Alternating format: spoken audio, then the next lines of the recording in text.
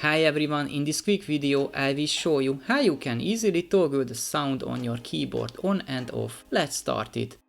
Open the settings, then navigate to sounds and haptic.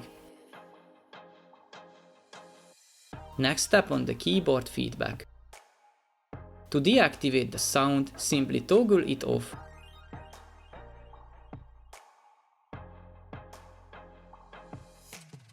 And to re-enable it, just tap on it again.